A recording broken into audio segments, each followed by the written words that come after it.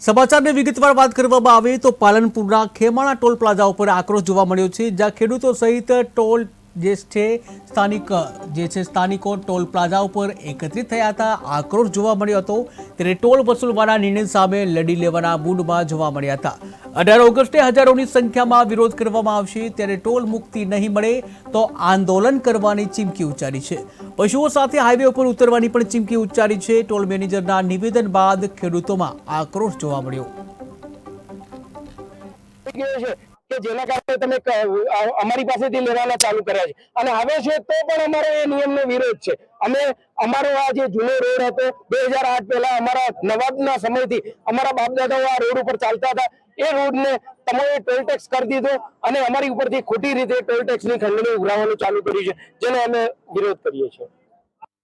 વર્ષોથી આ પાલનપુરથી જવાનો રોડ હતો, આજુબાજુના લોકોને પૂરતી સુવિધા વર્ષોથી મળતી હતી। ટોલ ટેક્સ બન્યો એને પણ આજે 18 વર્ષ થઈ ગયા છે। 18 વર્ષ સુધી આ ટોલ ટેક્સ ઉપર આજુબાજુના 20 ગામોના લોકો અવરજવર કરતા હતા। કોઈનો પણ ટોલ કે કોઈનો પાસ આજ સુધી બનાવ્યો નથી અને કોઈએ હેરાન કર્યા નથી। છેલ્લા 1.5 વર્ષથી આ જે સાહેબ આવ્યા છે એમને સતત પોતાની હુકુમત ચલાવી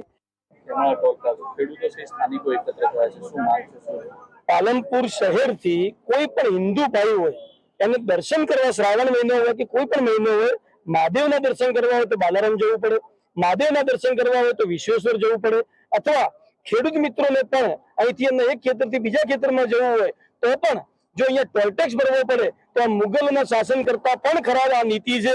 એક સમય હતો જ્યારે અકબર નિયમ આવી ગયો છે કે જેના કારણે તમે અમારી પાસેથી લેવાના ચાલુ કર્યા છે અને આવે છે તો પણ અમારો એ નિયમનો વિરોધ છે।